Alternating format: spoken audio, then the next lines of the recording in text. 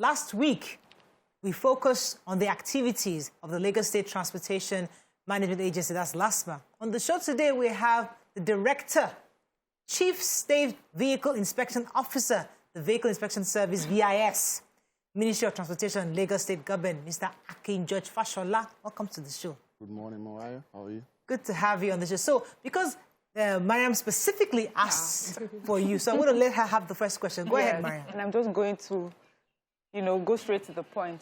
Shodex Garden. Yes. They're a group of VIO or VIS personnel that stand along that road and cause... The ramp, right? Yes, just, it's a curve.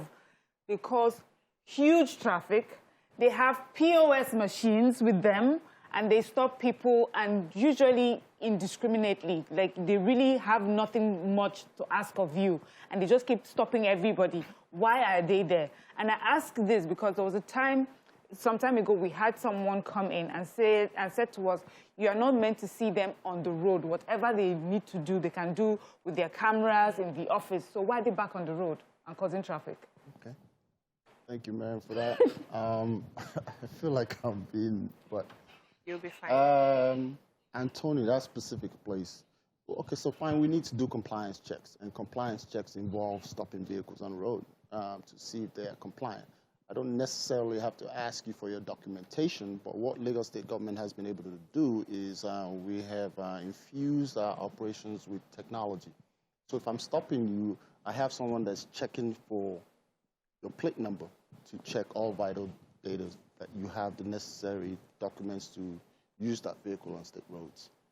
That is the main reason why they are stopping you for compliance checks. Okay, let me just add one more. So I see nicer cars being stopped, and then rickety cars that are barely able to move, allowed to move. What's the compliance there? That's not necessarily true. Okay, so what we do nowadays, hold on. What we do nowadays is we can't bring every vehicle into the compound or into the office. There's just no room to do that. So what we do is we issue electronic tickets, right? Fine, I'll issue you one and I'll let you go. I will catch you later. So we have this process and procedure in place in Lagos State now. It has been approved by Mr. Governor. If I issue you a ticket and I let you go and you don't pay it, you will come back for something that you need in the States and we will wait for you there. So it's not necessary for me to grab every vehicle. We just don't have the space to put them in. And then there's the issue of the conflict between citizens and drivers alike. So when we let rickety vehicles like that go, it's usually because they tend to be violent and we know where we apprehend them. If you come to most of our yards, you see them there. There are plenty. What's the job of the VIS that you do? What are you supposed to do and not do? What's the scope of work so that we know how to differentiate your requests from that of the police and LASTMA? Okay. So the primary responsibility for vehicle inspection officers is to make sure that all vehicles that operate on Lagos State roads are compliant with the rules and regulations for roadworthiness. That is the primary goal. For example, roadworthiness. What does roadworthiness mean? It's a roadworthy certificate for that particular vehicle. Your vehicle is worthy to be on the road. What makes it worthy? So what made it worthy? Okay, yes. So your headlights are pointing in the right direction. Okay. They're not emitting smoke. Your bodywork is relatively good. Your windscreen is not cracked. Your headlights is not cracked. Your indicators are functioning. Your tires are not bald. Your suspension is not sagging to one side. All those things like that. Right? Yes. Yeah. So there are cars that I know that are cha-cha. Obvious. Yes. And VIS will stop them. And I'm expecting them to, ask if the Nigerian roads are worthy for those cars to be on. And yet you're asking for roadworthiness. No. So we understand the cars that need to present roadworthiness certificates, and we understand cars that don't need to.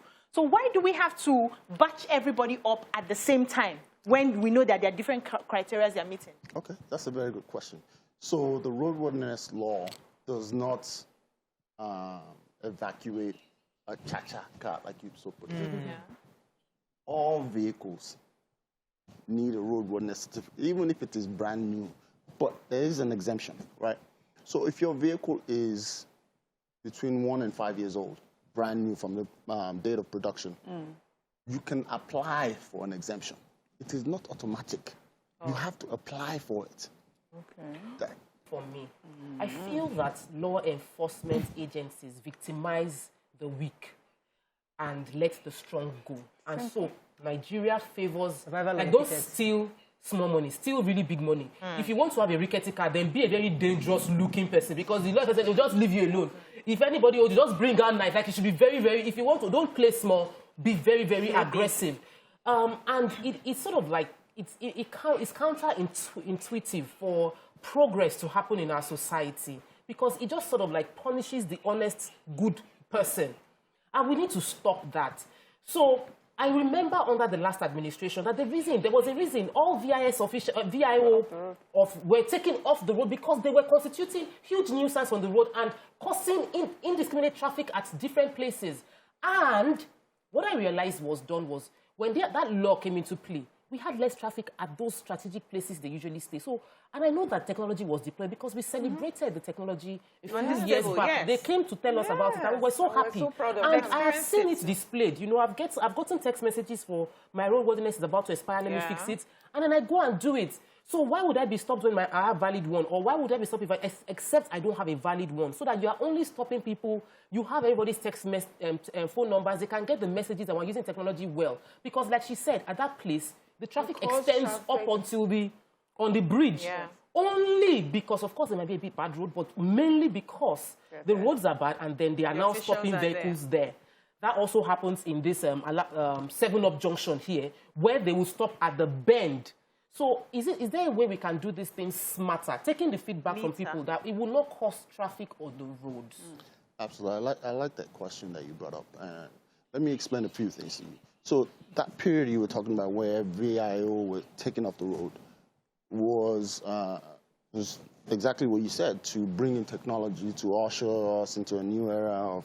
But I'm sorry to say this, but that experiment did not comply with reality, because we don't obey laws on average. So what happened was, at that particular period in time, people just discarded the fact that they needed to get a roadworthiness certificate. They just stopped coming. They didn't do it. So you now found out that you still need the compliance checks.